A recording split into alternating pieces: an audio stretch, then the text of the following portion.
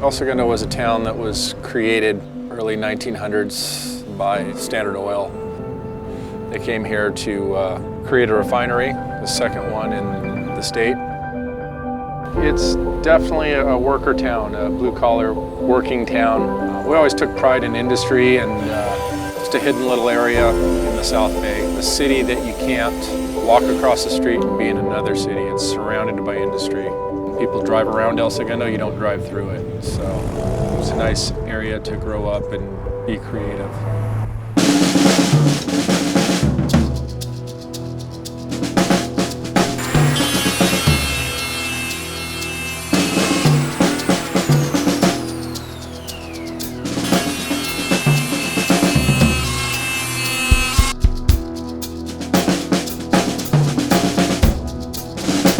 Well, I think the tough thing over the years for me when I was doing a lot of traveling, the surfing aspect, as long as I was surfing all the time, I was fine. But that downtime was frustrating because, if I'm not surfing, I would prefer to be working with my hands.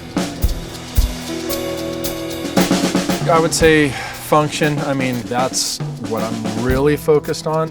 It's got to look a certain way, but you can dress up your board. It's more about the guts and the function of the board rather than the artfulness of it, I guess.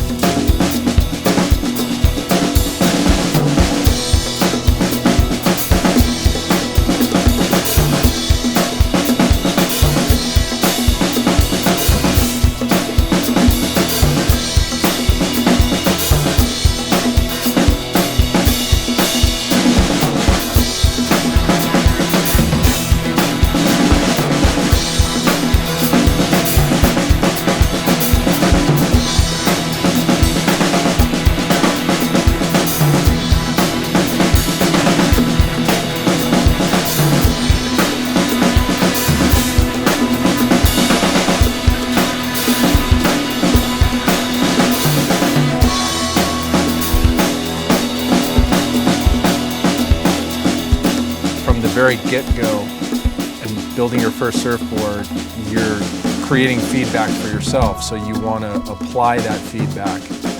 So that goes directly to the function aspect. Surfer-shaper relationship as far as customer goes, I enjoy that because being able to talk a customer through certain things about how the board's going to work, and then also give them tips on how to really unlock the board's performance. And it's kind of rewarding to see them light up and go, wow, I've never heard that, or I never thought of that, but that makes total sense.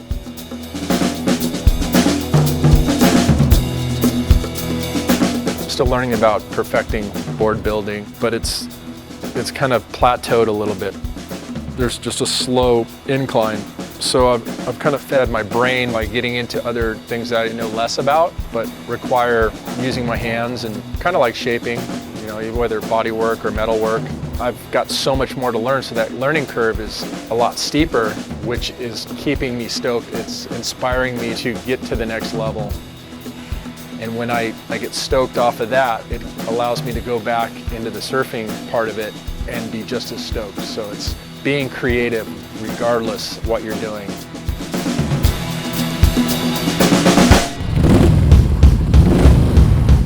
My surfing's to a certain level, and my board building skills are also to a certain level. And so I have a history and a baseline years of experience that have, get me to a certain point, and then it's just making these modifications, these little tweaks. I'm not trying to create the perfect all-around board. I think you need a quiver. I think you need to look at different waves and decide which boards can work, and then hopefully hopefully have a board that works properly for each condition.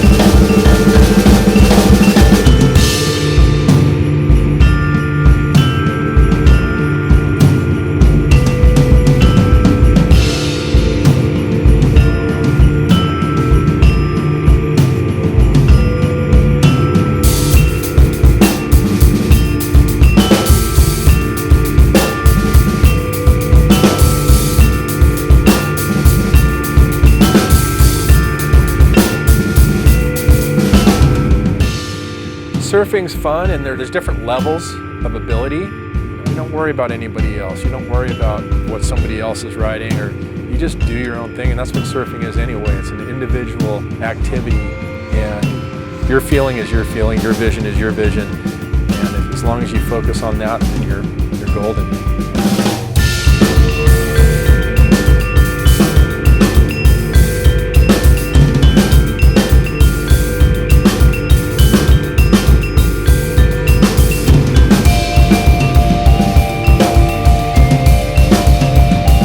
I just prefer to keep my hands busy. That's definitely when I'm the happiest.